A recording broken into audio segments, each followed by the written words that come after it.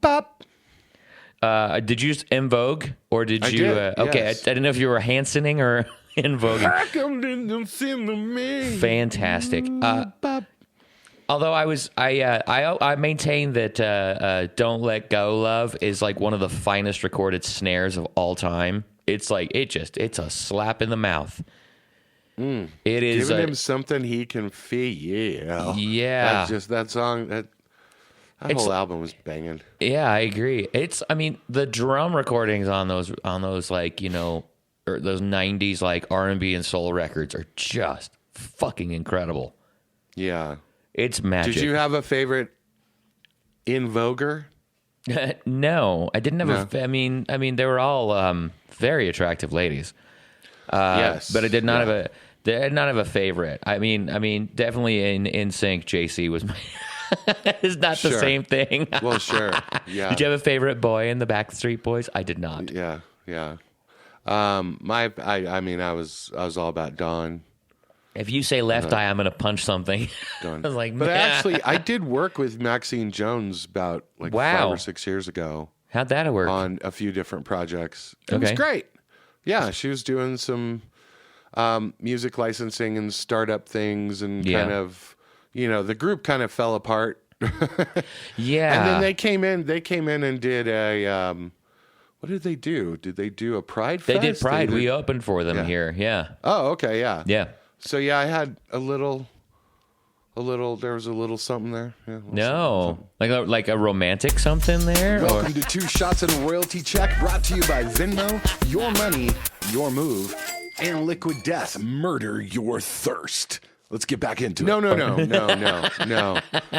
But she's feisty and brilliant and fun and awesome.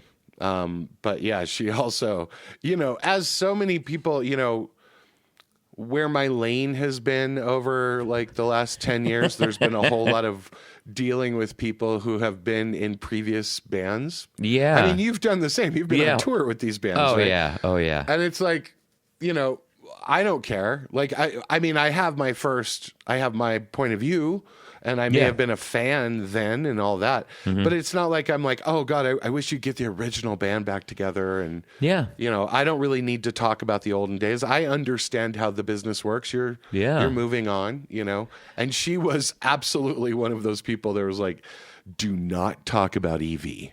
It was Evie, by the way. Oh. Do not talk about it. We don't talk about it. I'm like, okay, but it's a pretty big part of your musical legacy.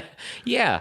And it's just like with Scott Stapp and Creed. Like, we don't talk about Creed. And it's like, well, but don't we? Yeah. A little bit. But isn't that a little bit silly, though, that like your legacy as an artist, like you're like so determined to make a statement by yourself, you are going to ignore great things that you've done because you have some type of, I would much rather not have that level of disconnect from somebody. Even if I fucking hate someone, I'm not going to have that level of disconnect from pride in what I did. Yeah, I mean, I think the thing is that I've had to deal with people who have, because we're people that are from the older generation. But I'm just saying, yourself. like, I've had to deal with people who have gone through the whole moon phase of this, where they went solo, and they're like, "Don't talk about my previous projects. We're doing this, and I don't want to talk." And then to see it come back all around full circle. Yeah. To where they get back together and they're like, and maybe there's money involved, maybe it's a tour, whatever it is, where they come back all the way. I mean, this is Don Henley and the Eagles. Yeah, yeah. Like it was never, ever going to happen. And then, of course, hell froze over and it happened. And it is still happening. That's the thing about it, is that like once you go back all the way around in the circle, like Don Henley hasn't been on a solo tour. No. But the Eagles continue to go on with Kids of Eagles and Vince Gill and God knows who else is in the band. Neil Finn. Fuck yeah.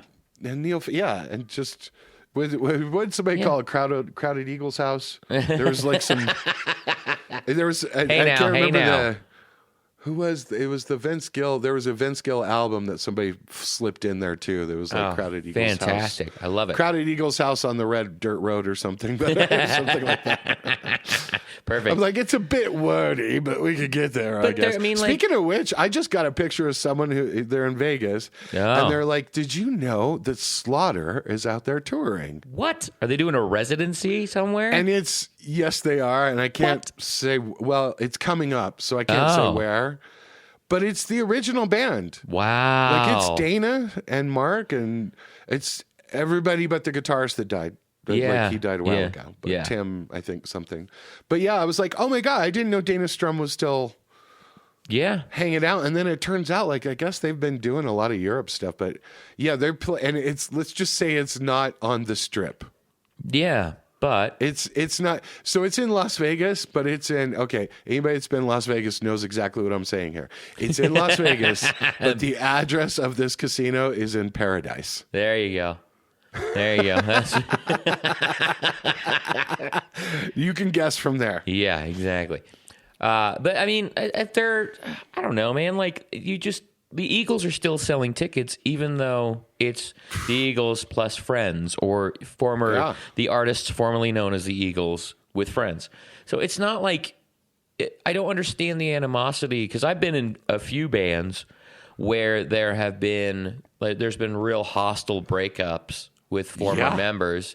Yeah. And then there's been a pissing match over the name, and there's been, all kinds of stuff. And when it comes down to it, the fans don't seem to fucking care. They're like, oh, those guys are playing tonight? Oh, these guys look a little different than they did last time. I don't care. I did a show for, it was at a big venue south of Denver. And the guy who's normally the guy that fronts that band, the band is named after this person, by the way. Okay. And he ended up, there was something he needed to do with his family, and so he wasn't able to make it, contacted the venue and said, I can't be there, but I know we're going to honor the deal. Stu's going to come and front it. You guys are going to have a great night and have a great time. And they're like, sure, great, no problem. I had people coming up to me in the front of the stage telling me that they'd seen me at this show where I sang,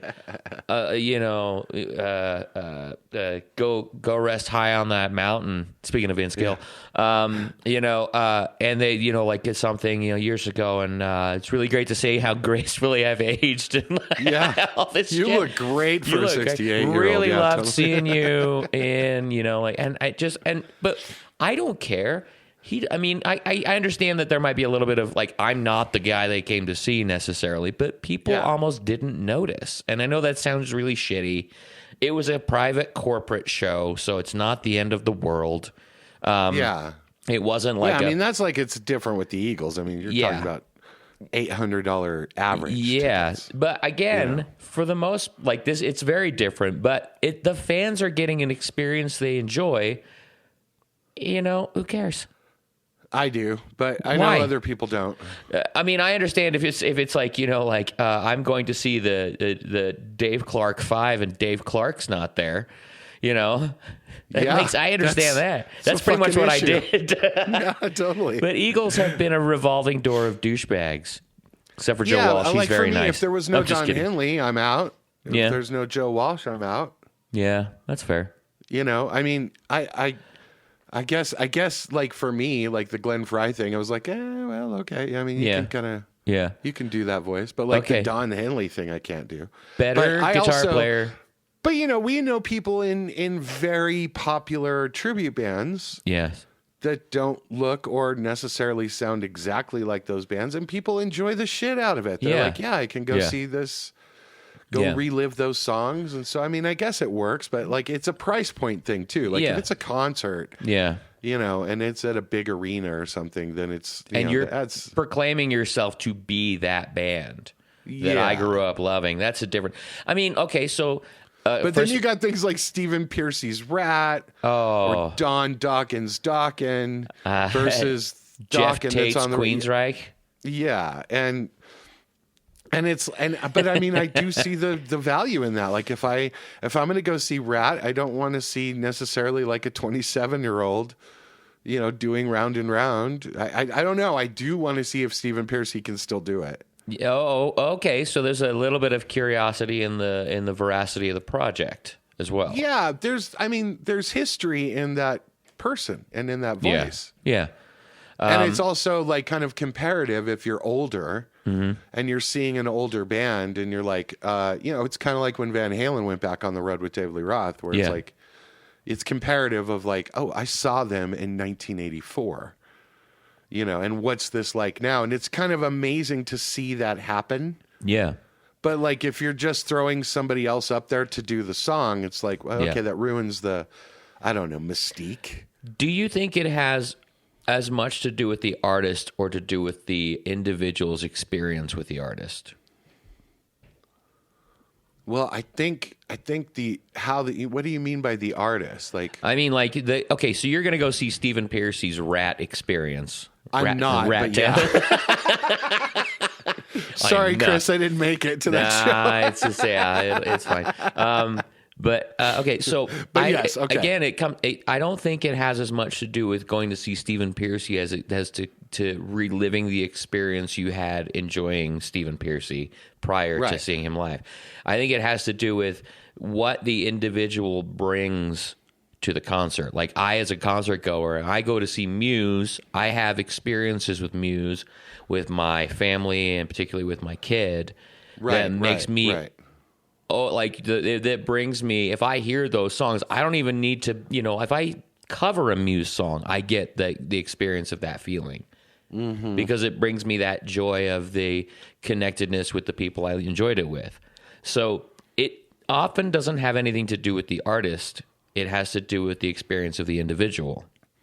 Yeah, and I think what the other big difference is that, like, so Rat's a great example because I was a Rat fan. You're a Rat head. Rat and Roll, baby. Yeah. I mean, just whatever. It just came out at the time. Wanted Man, Round and Round, all that stuff. Yeah. And Warren DeMartini. And one of the Robin, finest guitar players ever. Just totally, and I'm trying to learn those parts as a young guitarist on my Charvel 3A and Charvel. Doing all that. But it's not like I ever thought Stephen Pearcy was a great vocalist. Yeah. But he was a good vocalist for that. And so I dug that music, whatever. Yeah. They weren't like my all-time favorite band, but I never did see them live. Yeah. And so, but I saw concerts and like MTV stuff, and you would see stuff and things. But so I never saw them live. And so when I did eventually see them later on, Robin was gone. Yeah. And it's like, so my experience with it was more like me on a BMX bike with a Walkman and a jean jacket. Yeah. It wasn't remembering a concert from the 80s and comparing it. It was like, oh, well, this isn't how lack of communication started. You know what I mean? Like, that's kind of, but like, okay, so Dokken was a great example where I did see Dokken at like their height. Ooh, and like sort of Breaking the Chains, It's Not Love, like right around that time. And I was young. You guys, I was like 4 years old. Anyway, so I saw them, and John Dokken could sing really well then. And George Lynch was great, and Jeff Pilsner. And so everybody's great. And I saw them Rocklahoma or something years and years and years and years and years later, right? And this may have been not too long ago. Oh my God, just so bad. And it's not just that like Don couldn't hit the notes necessarily, because he couldn't. Yeah. But also like he didn't take the time. It was like early Vince Neil in this Motley Crue run. Like he didn't take the time to get into shape at all. Oh yeah. Like he was it's never not good to love me. Yeah. And it's like, oh, dude, I can hear you on the mic. And that's unfortunate. Lumbering, and not, and every now and then like throwing his fist to the crowd, but it was really slow. It was like a diabetic would do. It's like, oh, man, let me hear you. And that's the other thing that always gets me is you see these guys do that, and when they try to get the crowd to sing that part, or let me hear you, come on, you know this, come on, it's like fucking. That's when I know, no, it's over. Yeah, like, I've seen that a couple times with I do that sometimes as well with certain songs, but I always make sure to sing the first couple of rounds just to prove to everybody, I can still fucking hit that note. And then, but there's a degree of, okay. A guy I used to tour with, we were kind of pricks back in the day. Sure. And when we would go, we wanted to go see live music on our day off. We would go and see live music on our day off, but we didn't want to go see the best band in town. We wanted to see the band that would start a fight with each other on stage in the middle of the show and completely disintegrate and watch everything just devolve into a melee of havoc and amokness, right? Yeah. And that's what we wanted to see. And, like, this is all like some of this stuff is almost like stopping. Like, I'm not interested in seeing that anymore. I apparently have evolved. That's what people do. But this is the musician's equivalency of watching Real Housewives and a car wreck. I mean, just like watching a car accident happen. And it's like I want to watch the mess from you guys.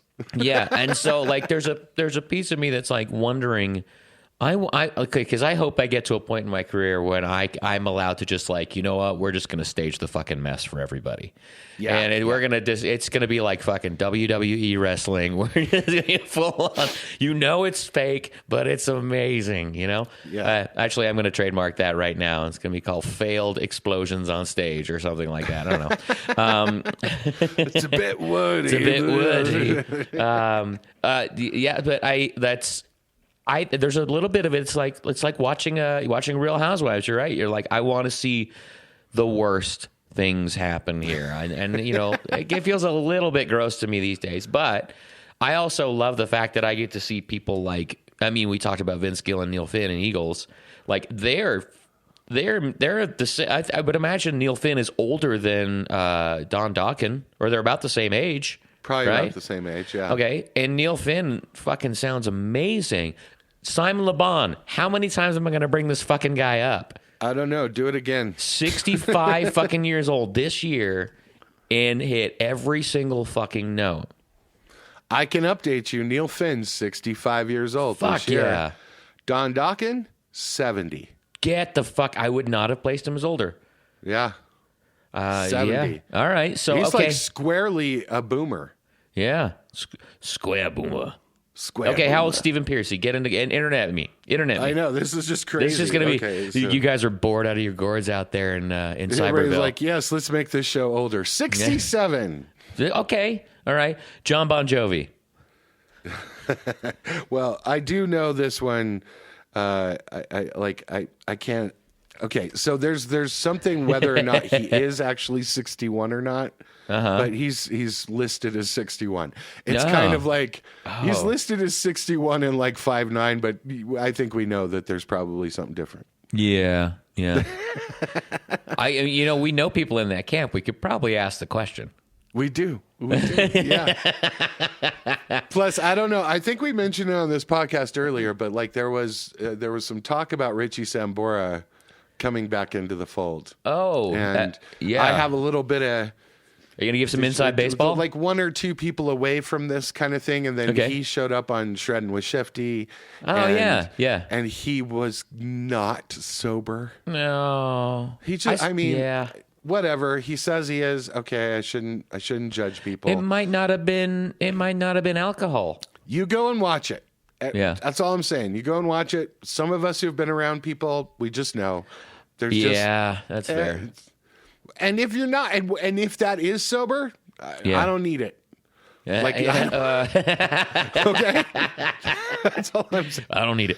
But it's not. And I told everyone it's not happening, and it's not. Okay, it's still not happening. Yeah, I mean they have the fucking Phil X, for fuck's sake. I mean, but this is one of those things where they're talking about a reunion. Yeah. And like, let's get the real band back together. And they can't. One of them's dead. Yeah.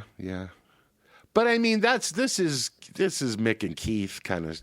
area. Yeah, fair. I mean, there's not a whole lot of John Bon Jovi without Richie Sambora. Yeah. I mean, in music, outside of, I don't know. Outside of all the other stuff he's his done. turn in New Year's Eve, I think it's a Rob Reiner rom-com, is quite delightful. And I think a lot of people saw Acting. John trying to do the vocals last year, and there were some issues there. So I don't know. Yeah. You know what's funny is this doesn't happen that much in this doesn't happen a whole lot in R&B and hip hop. Yeah. Like we were talking about how Wu-Tang is about to do the residency in Vegas. Yeah. I mean, Vegas residency. Look, you'll lose members.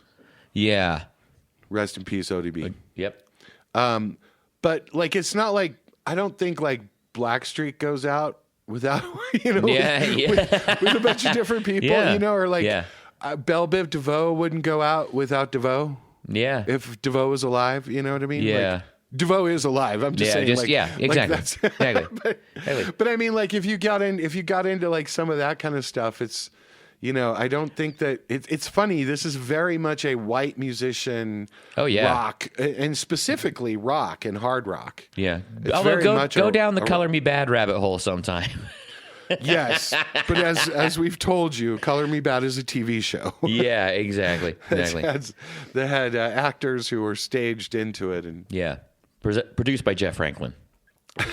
Yeah, that's But I do find that funny. I mean, In Vogue is one of them, where In Vogue went on and didn't have sort of the. But I mean, it wasn't like Don Robinson and In Vogue. I mean, it was Yeah. I guess in those. Well, wait a minute. I guess if you go way back, I guess when Diana Ross left. Oh yeah. Yeah. I think they may have still. And I mean, Temptations went on. Yeah. The Spinners went on. Yeah. I mean, the Pips were touring without Gladys Knight for a while, That's right. Yeah. So maybe it does happen a little bit. It just doesn't happen as much as in modern R&B, I don't think. Yeah. I think that I also think that. I mean, modern hip hop, if you're not Jay-Z, you can't go out and be Jay-Z. It's It's not like a group thing. Those are all solo acts. Did you hear Andre 3000's flute record? I heard part of it, yeah. I thought it was fucking great. I enjoyed it. Yeah. But I think that there's a different. I think that R&B and hip hop artists know when to are constantly evolving and changing and pushing. I think rock musicians, if I'm going to compare the genres, that type of butt rock is very much stuck in that type of butt rock. Whereas I believe, speaking of Andre 3000, hip hop artists know to evolve and grow and change and move with the times. Yeah. Unless you're Madonna. Even Jay-Z has kind of talked about that, where he's I can't really do a rap album now about how I'm on the come up. Yeah. I'm a billionaire, married to one of the biggest pop stars in the world. Yeah, exactly. I run, one of the biggest live companies in the world. I run labels. I own part of a streamer. I can't really be I'm a rubber band man putting my money in the Nike box. You can't really be doing that shit. Yeah, that is very, very true. And it's also, I mean, there's a piece of it that's I know for a fact that in my 20s and 30s and my early 40s, I had a different drive for the music industry than I have now in my late 70s, early 80s. Yeah. Because, I mean, that's how old I am. Or that's how old I look. I feel great. But you look fantastic. You feel great. I feel great. I feel great. Shout out to Blurred Radio. Great song. Feels good. Yeah, it's. I think that there's I'm a big fan of growing and evolving, and I think that you can't keep writing the same shit you've been writing. No. You can't keep doing it the same way you've been doing it. It's okay to change and grow and let go of things and move into new things. And Jay-Z is a prime example of doing that well. Yeah. Well, and I also think, I like that, Andre 3000 with the idea, he wanted to go and do acting. Yeah. I mean, that came off a speaker box, and, when... Fucking great record. And he's 48. Yeah. And he got a little bit of the frost in the goatee now. Love it. Mm-hmm. Yeah. And I think it's great that some of those acts are able to just be more artistic. Yeah. because they know in a lot of ways they're not chasing a hit. They're not chasing relevancy. He's not going to take that on tour. He's not looking for, But there's an opportunity to really push into. There's an opportunity to really push into a new arena for him. Imagine he takes that on tour with, and plays concert halls instead of arenas. Sure. I mean, I love that idea, like that he tried something different, and whether you love it or hate it, it's the Saint Anger load reload Metallica thing for me. I'm not a particular fan of those records, but I love that they fucking did it, because if you stay the same and just keep doing the same shit over and over and over again, it's sounds fucking boring. Now, I also understand that you are also a product, and you're delivering things to consumers who have a particular thing that you do that they like. But I also think you're an artist, and you should absolutely push those boundaries. Metallica does it great because they do like multiple night stands in each city. Yeah. And they will play what you want. But they won't play they couldn't possibly play everything every night. Catalog is so like you have to go to like 2 or 3 shows to get, master. And it won't be they can do the same. They can do a different set list every night and not repeat a song. Yeah, it's and insane. that's kind of their high wire thing. Yeah, and I heard about this last year. There was a huge thing with John Cougar, where Cougar Mellencamp, Cougar is in parentheses with John, where he was not playing hits at shows. Ooh. So he's booking shows. Yeah. And he was doing like summer amphitheaters and stuff. Mm-hmm. And he would not play like Paper and Fire and Jack and Diane. And like, he wouldn't play any of the hits. He's like, I'm just going to play what the fuck I want. And everyone's like, dude, I paid $300 here. Yeah. And he's like, I'm not a jukebox. I don't give a fuck. And so I don't know how I feel about that, because to a certain extent, I do think that like, you can do whatever you want. Yeah. But like if you're out there selling something, I think it's sort of implied you're going to play the reason why people know who you are to buy that ticket. Yeah. You know what I mean? Yeah. It's a balancing act for sure. You have I don't to think you balance got to play everything, but no. But just, I mean, you have to balance it, because it's something for me, something for you. Everyone needs a chance to go to the bathroom and get a beer. This is one of the new ones off the new album. He's a bass solo. Our drummer's going to sing one. Yeah. God, that's what used to happen at everybody. Foo Fighter shows. Early on, when Taylor wanted to start singing, they would do like a drum solo thing, and then Taylor would sing. Oh, yeah. And then Taylor would end up doing... Then it ended up being like a 15, 20-minute mini set within the show. Because I'd seen every one of their shows and every one of the tours. And it was early on, it was one of those things that, okay, Taylor's going to sing. And so you just go get a beer and go pee. Yeah. And it's like, and then, as things turned out, it was like, oh man, kind of wish I didn't do that now. Yeah. Yeah. But I mean, at some point, then it became the Queen extravaganza, and he was doing that shit, and it was like, okay, this is fun now. This is great. Yeah. Chevy Metal. By the time he got to Chevy Metal Land, he was much better of a performer. I did a festival with Chevy Metal many, many years ago, and I had lunch at the same table as that man. Many, many years ago. It was an adventure. Yeah. Yeah. Yeah. He's a wild man. Yeah. He was. That's Good like, man. But again, they turned this thing that would have been typically, I don't know. I always enjoyed when he came out front and sang, because I was like, what the fuck is going to happen this week? Exactly. Yeah. I like that idea of having something new and different, and they did a great job when Taylor would come out and sing, of like it being a kind of an exciting focal point in the show. Yeah. Not just, hey, it's time to go take a shit and drink a beer, It was like, Taylor's going to sing. What the fuck's going to happen? I don't know. Let's see what happens. Is it going to be Bowie? Is it going to be Queen? Is it going to be... Yeah, exactly. I was telling somebody the story recently about you and I talking about them when they're playing in Dubai or whatever, and Dave had the sign on stage that said no swearing, because I was asking this person, it's a coaching client of mine, is like, they were complaining. They were just griping about, like, I can't seem to make enough money off of these dive bars even when I'm selling them out. And I said, well, why are you still playing dive bars? Well, because I really feel like I can be myself there. And I said, and so I brought up the story of Dave having to sing in Dubai for his fans, but not swear. Yeah. I said, sometimes in order for you to evolve and become the person that you are supposed to be, you have to leave this identity of yourself behind a little bit, not all the way.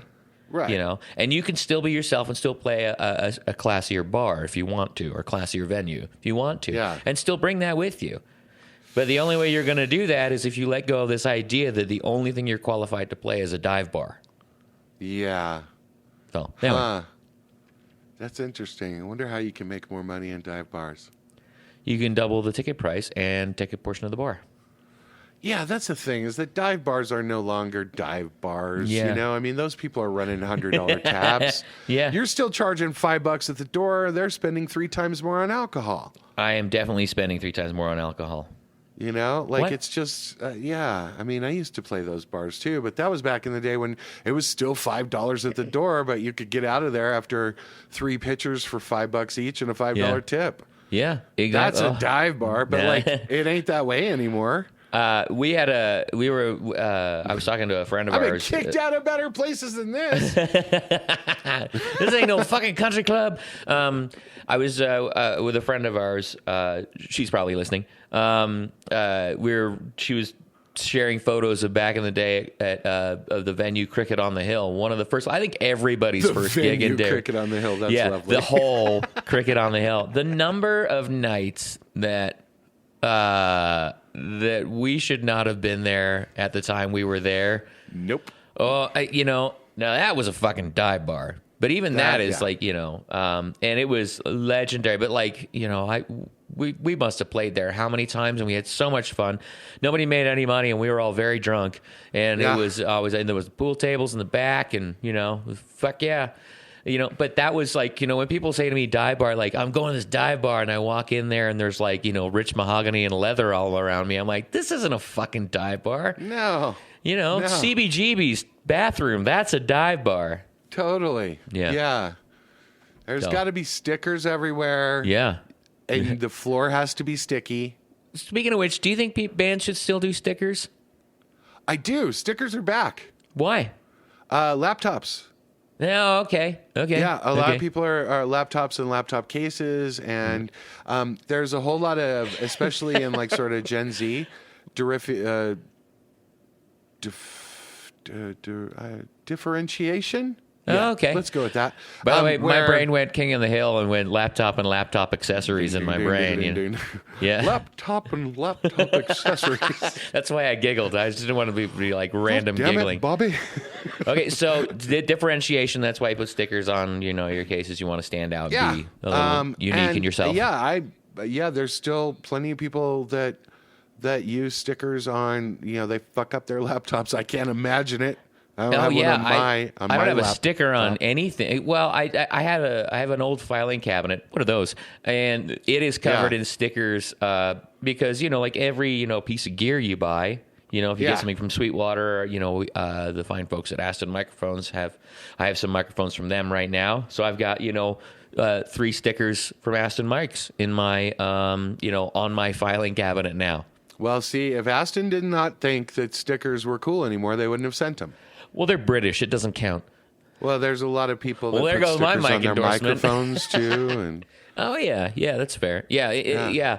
Logos and emblazoning your brand on things. It's free advertising. I'm not like a car bumper sticker. No. I do not want to. It's the only time I've had a sticker on my car and it annoyed me was when I had to rehearse with a band at a private airport and they had a hangar that we rehearsed in.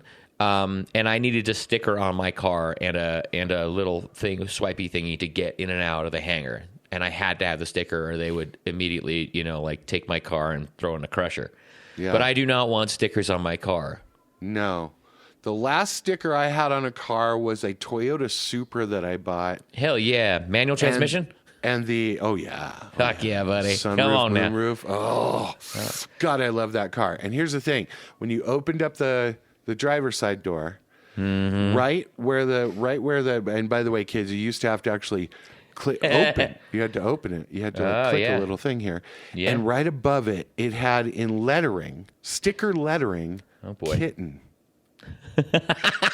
Why? It would have, and so I could have taken it off, but it still would have said kitten because it was, emblazoned in the sun. So it's still, and I was like, you know what? I'm just going to leave it. We're going to call this kitten. And so it said kitten right above where the handle was. And I'm like, I'm just going to leave it. Fuck it. Yeah. And yeah, that was, oh God, I love that car. I love that car. That was a really fun fucking car, man. That was one of those kind of cars my buddy Kyle and I took, and we went, we met with the guy who was selling it, and Kyle was like, "This is you want this one? I'm going to check it out. Low miles. He's always good about that shit." Yeah. He's like, "I'll go with you to try it out." We get on C470, and he's like, "Here, let me pull over." So we pull. This is when you could pull over on C470. Yeah. We pull over, and Kyle's like, "Let me, take it through the gears a little bit." So he gets on the road, and within 5 minutes, we're going 120. Yep. And I'm like, dude, what are you doing? And he's like, well, you got to see if it's going to break down. And he's like, and I know you won't do it.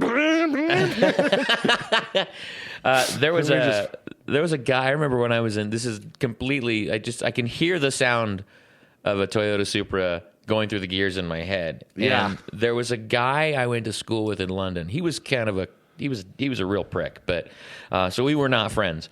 And he was one of those cool guys that came to school on a dirt bike. Now, here's the problem. He didn't know how to get out of first gear. So everywhere he went on this bike, this guy's probably about, I would say, 30 to 40 pounds heavier than me, and like to punch people around. But this fuck would roll around on his whatever Honda thing and just every fucking where. And it just, sorry, right when I could hear it going through the gears. That's what is Kelsey yelling at you yet? Because we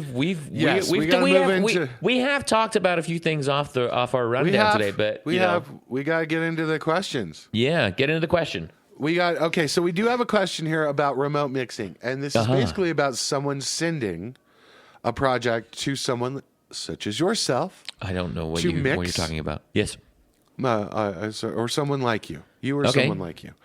And so can Stu walk us through the process of how you work with a remote mixer engineer? Yes. And I was like, okay, yeah. So I will kind of guide the questions here. Okay. But so to start, I'm in the hot seat. I know. And just lie as much as you can here. Everything's going to come out great. So to It'll start, all be exactly as you want it. Do you listen to their stuff before you take on a project, or does that even matter? I think it depends. So if someone has a song and they're like, I want you to mix it, and you're like, okay, yeah, it's whatever amount of money. And do you listen to it before you say whatever amount of money, or does that matter? For just mixing, no. Yeah. Okay. It doesn't matter. We're just going to get a mix if you're sending me a bunch of tracks and a bunch of stems and saying make it sound like something, the question I always ask is, what is your reference? What do you want it to sound like? Okay, so that's the second question. So then I get into reference mixes. I don't care what it sounded like before. You're coming to me because you like what I do. Right. And so my aesthetic is also part of this. And if you like what I do and you like my price point, I'm going to ask you the question, do you want this to sound like a Rival Sons record? Or do you want it to sound like, Zach Brown Band? I don't know what do you want it to sound like? And so those are two completely disparate options, but you know what I mean? That'd be a sweet sounding record. But yeah, because that affects how I'm going to approach the mix. It's going to affect what I'm using on, as far as analog gear. It's going to affect if I'm using analog gear, Right. So it affects a bunch of decisions. So those are the questions I ask. I usually ask when somebody says to me, I want you to mix this. I say, okay, put together a list of 10 songs and send me a playlist of things you like the sound of. But not things you like that you want this to sound like? Things that you like, yes. Same thing. Okay. Well, it's not the same thing. Like, yeah, that's fair. I love Beastie Boys, but I don't need this song to sound like it. But there might be a song you want to sound like Beastie Boys. This is a song I want to sound like a song. Or a little trick. Or yeah. like the I like the drums on this and the bass on that. Give me that reverse snare because I love me some Def Leppard. That's right. Yeah. So there's that's the first step is what do you want this to sound like? Okay, so is there upfront money? Is there like half upfront? Yes. Okay, half upfront. Yeah. So, but you'll always determine the price before that happens, right? And I've got a project rate that I do. I don't do hourly.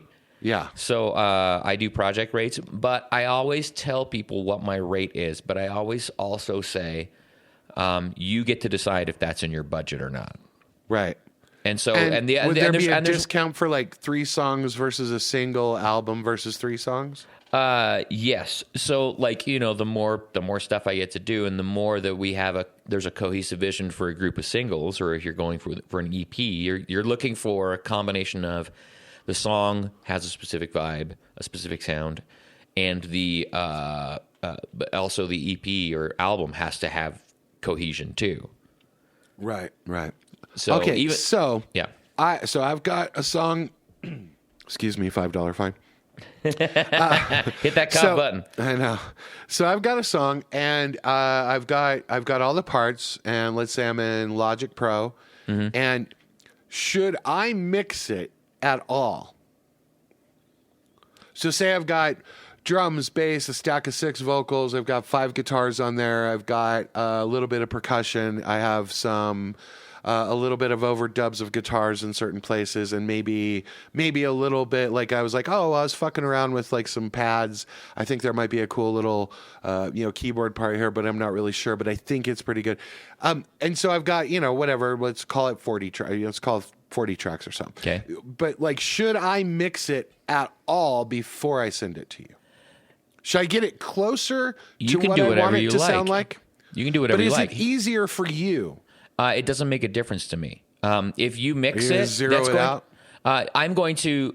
Okay, so I like to not listen to whatever you mix first. Now I will listen to it after I do an initial mix for myself. Okay, all right. Right. So it is part of my reference. So don't print a mix of like what I think I'm getting close to. Yeah, I mean you can. Yeah, I'm not going to use it at first. I will listen to it afterwards and go, because then I'm looking for, that's a cool idea. Oh, I like that. But I'm going to export all the stems without any plugins and throw it in, because I like to work in Pro Tools. Mainly because I've been using, not that I can't work in Logic, I just like to use Pro Tools because I know the keystrokes better and it's easier for me. Quicker and easier, yeah. Quicker and easier for me. But it's the same thing if somebody sends me I've had people send me like, here's an acoustic guitar track and here's a vocal track. And I want you to build out the song for me. I want you to arrange it and I want you to do that. And I will very often just take the vocal track and play with that. Because then I will allow the vocal track to lead what I think the chords and the vibe and the idea will be. And I will ignore the instrument track. Right. It's the same thing because here's what I want to...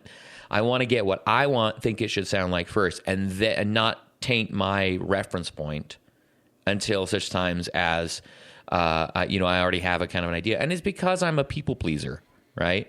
So I'm going to try and incorporate all your ideas their into art, it. Yeah, exactly. So but I want to get what I think it should be first. So okay, so you brought up plugins, and I think that's a good point. No matter what DAW you're working in, if we're fucking around with like. So, like, say I'm using an amp modeler, or say the keyboard part does actually use a plugin to get that keyboard sound. Yeah. Do you want that completely stripped down when it comes to you? Does it matter, or do you need it noted? Both. Okay. I also like it printed too. So if there's a sound that somebody's particularly attached to, print it like that. Right. But like with regards to like, delays and reverbs, like I'm not talking about like, like the specific, like, say you're using the Neural DSP Plini amp plugin. Right. If I need to, I can get a demo of something for free. And if it's something I like and I end up using more in my studio, I'll buy it. But, and it might be something I don't know about. So I'm open to all of it. But yeah, right. So if it's something it. important, make a note of it. If like that matters to your sound. Okay. So walk them through like exactly how you as a mixer need it exported to you. So I don't have anybody export anything. We're going to get an argument about stems here. No, we're not. But bounced or project or I take a project per track. I guess we should back up here really quick. Yeah. You guys. Naming tracks. Oh, man. Naming tracks. Yeah. Okay, so talk to me about naming tracks. I need to know what the fuck it is. Right. Yeah. So, and it's but not what does just that mean to you? Does that mean drums 1?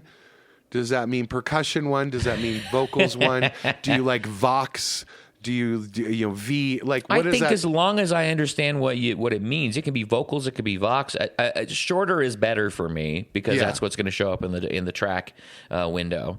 So, I mean, Logic has got a much wider track window than Pro Tools does. But if it's the shorter, the better. And as long as I know what it is, I can work with it. But for the most part, even if it's a not massive, audio massive 2.59653. Tell me what a fucking instrument it is. Acoustic guitar 1, acoustic guitar 2. And I'm going to assume that the first instrument, if you've got a chord instrument, that's your primary chord focus. Yes. And that anything after that is going to be ancillary and kind of, decorative.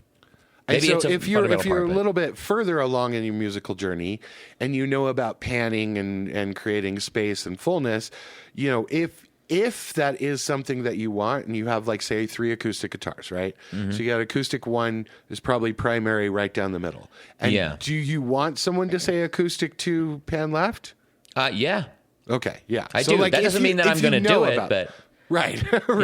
And that may not be the choice you make to get the space, but most of the time, that'll be something that a lot of the times is somebody's looking to do that to create fullness. Yeah.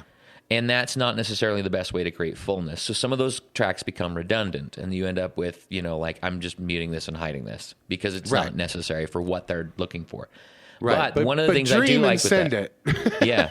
And also, if you're, especially with acoustic guitar instruments, or banjos or anything like that, anything that's not in a standard tuning that's taking up like for example, just having an acoustic guitar that's in a Nashville tuning, right? Right. Which is like taking the 6 strings off, the high strings off a 12 string and stringing it like that. So bottom 3 strings are an octave higher than they would be on a regular acoustic guitar, and it gets you a nice full, and you can actually separate your 12 strings across a stereo field. It's really nice sounding, but like things like that I do want to know before I start.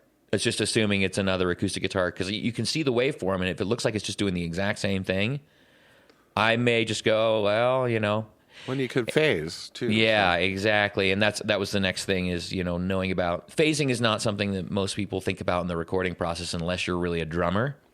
Yeah. And hi, drummers. Drums all the time. Hi, drummers. I know we mock you often, but, I do appreciate you measuring the overheads to the center of your snare. Okay, so let's get to. So I've got my project. I've named everything correctly. I even have colors. And I know you don't care about that, but let's say we have all of those things. I've saved. I just don't do it in Logic. And so, do I export? Do I bounce? Do I share? There's a couple of, I like project files. I like you to WeTransfer, Dropbox, share. I don't, you find a way to send me a big file or bring me a hard drive. I don't give a shit. Right. But if I can get the session and the project with all the audio files in it, then I can do what I need to do with it quicker than I can teach you how to export the files. So, there are people on Logic that will export out a project to Final Cut Pro. They'll project out AAF. They'll do all, so I'm just saying. Yeah. You want That's my preference. Right. That doesn't mean that's necessarily the right answer, and everybody's going to have a different preference, but I find it easy. I just did I just did a mix for somebody, and they sent me a GarageBand session. Okay. And I opened it. I opened it to Logic. I went through it.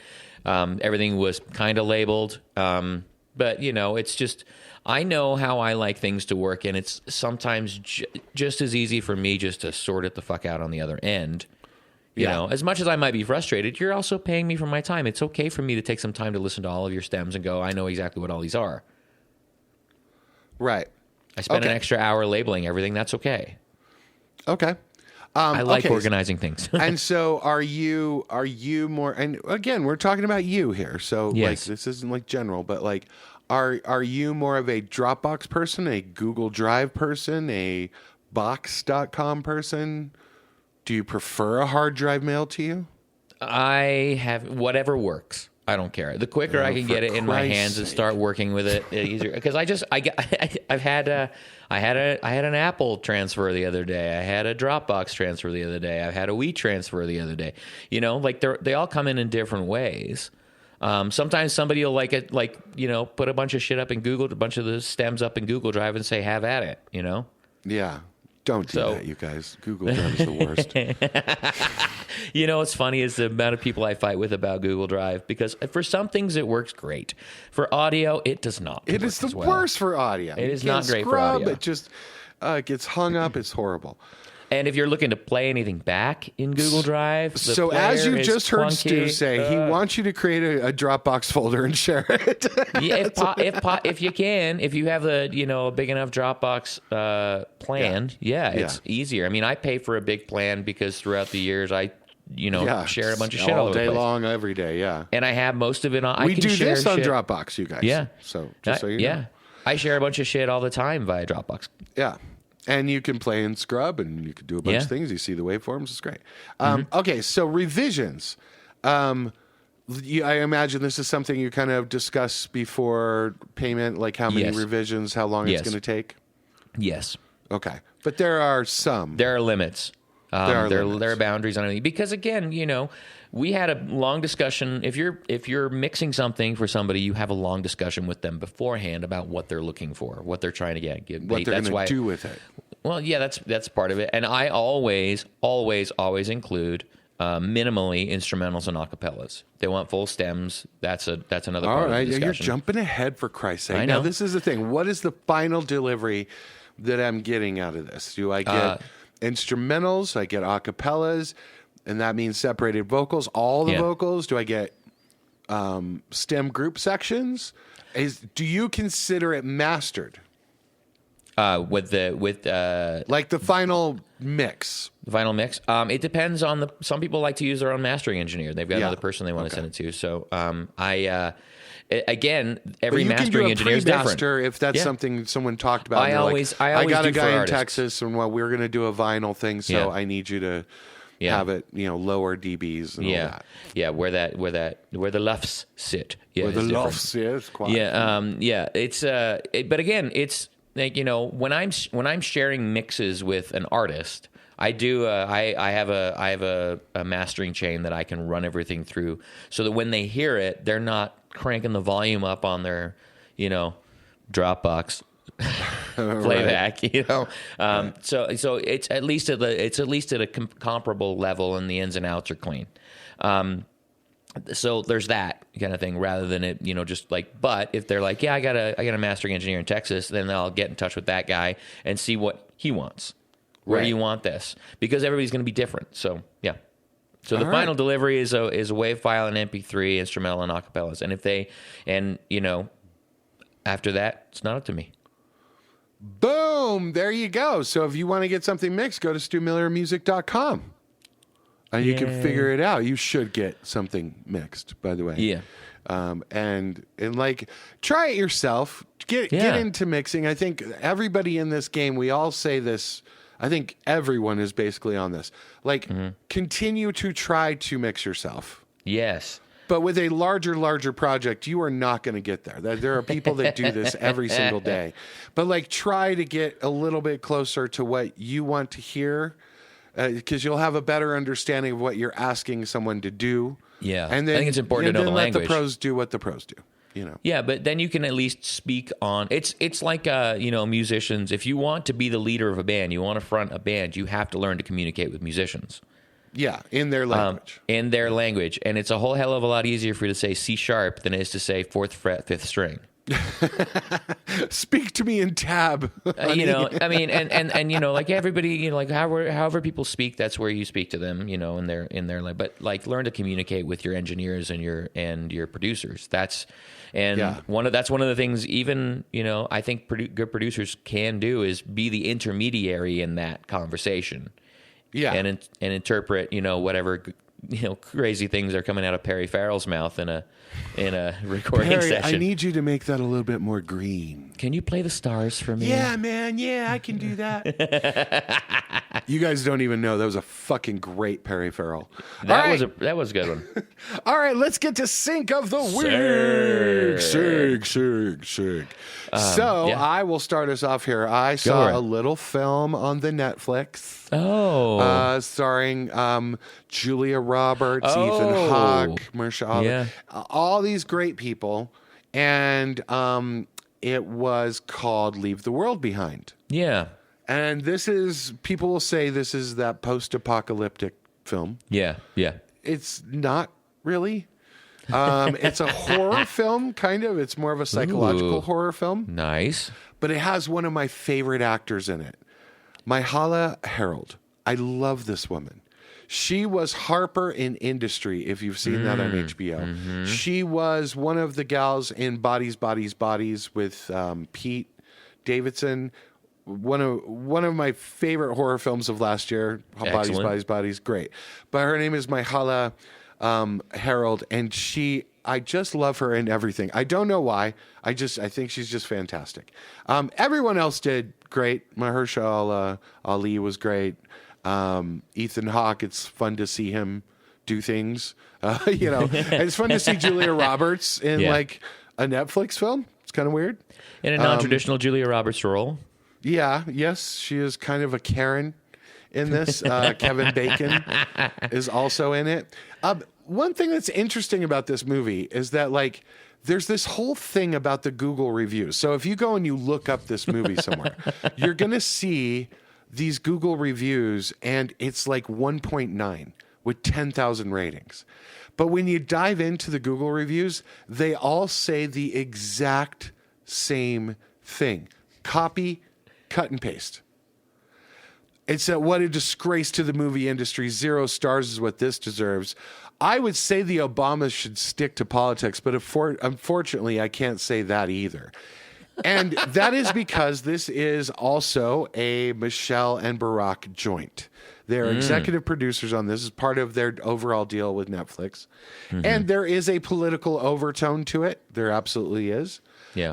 And so this is just a hit job from the right wing, basically. So don't look at those reviews. I'm not saying that it's a perfect film. It is not. Mm-hmm. It is a weird movie. It is, what's the right term for it? Unsatisfying, as some psychological horror films can be. Yeah. But it's a fun watch. It's a fun watch to see how they do it. It's shot very much, in my opinion, like a play. And it's from the same people who did Mr. Robot. So if you're used to Sam sort Esmail? of long, slow burn, psychological, what the fuck is going on here? And then conversations and a little technocratic overtones, world I loved government Mr. stuff. Robot, by the way. Yeah. Then you might dig this. I dug it. It's not too heavy, but there are things that will make you think the next day. As I am thinking today about it. Yeah. Leave the World Behind on Netflix.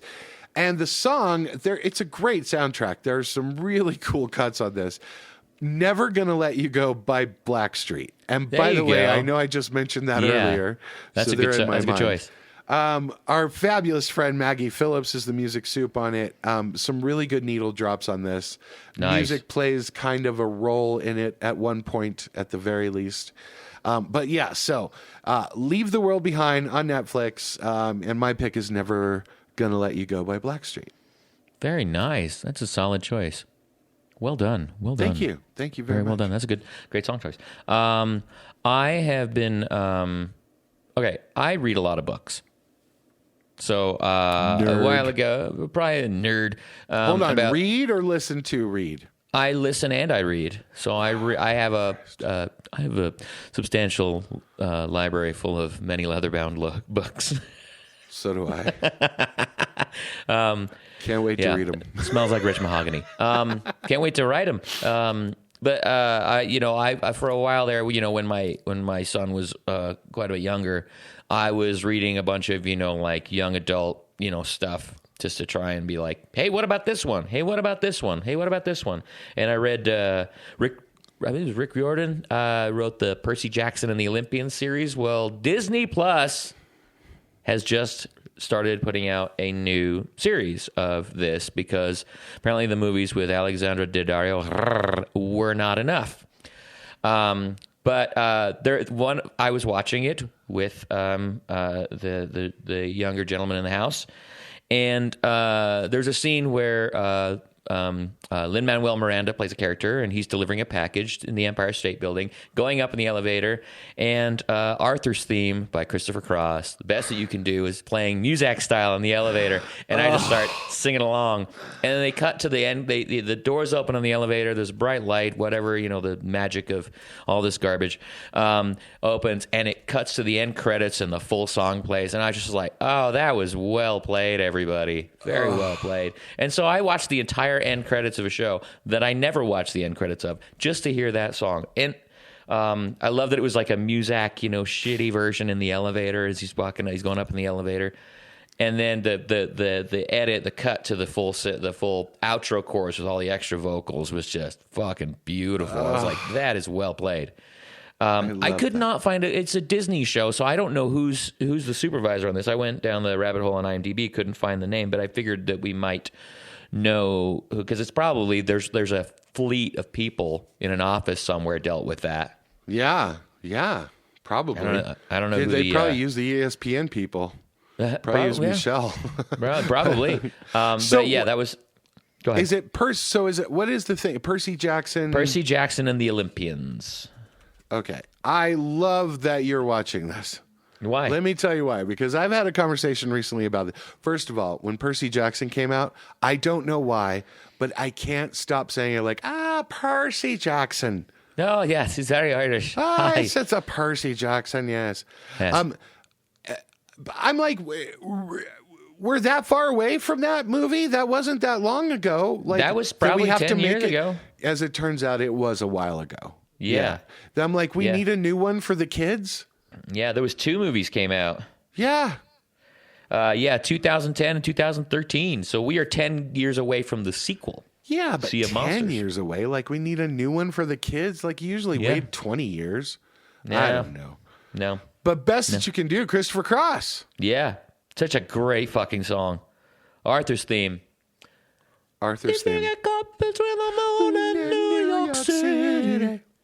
Such a great song. I know it's crazy, but it's true. Oh my God, I know it's crazy, but it's true. Yep. That's fantastic. Yeah. But by the way, I believe that our friend Michael McDonald is on that as well. Oh, that does not surprise me. Yeah, he's right in the middle of that. Yeah, that stack of crosses. Best that you can do. It's such a great song, and like all the key shifts, and yeah, Christopher Cross, the only guy to ever look like both members of Tenacious D, and a Houston football player. Oh shit. Didn't he wear like an Earl Campbell jersey? He was like, this is the guy that won the Grammy. This okay, guy, fuck right the here? Grammys. Sure, I'm out. We'll see y'all later. All right, everyone, let's wrap this sucker up. Remember to rate and subscribe and give us 5 stars over there on the Apple Podcast. We really do appreciate it. It does help us. Leave anything less than that is a conservative propaganda campaign, apparently. That's right. No stars. No stars. Yeah, please don't copy him. Okay, you know what? If you want to, go find that Netflix. Go Paste look up. it directly. Leave the World Behind and copy that. What a disgrace to the music industry. 0 stars is what this deserves. That's perfect. Julia Roberts. Michael St. James was the only believable character in this movie. Oh no, we'll make that you. Stu Miller. No, I don't want to be believable. Yeah, go and copy and paste that. That's we appreciate amazing. it. That'd be fantastic. You can find us wherever you find people to follow at 2ShotsMusicPod. That's the number 2 at ShotsMusicPod. No, 2ShotsMusicPod. Yes. And you can go 2ShotsMusicPod@gmail.com. And we're starting to answer your emails because now we're doing things again. Yeah. So it's now the new year. So we do appreciate that. But until we talk to you next week, we hope you guys have a great week, write a great song, and take care of yourself and others. Love you. Bye. We love you. Goodbye.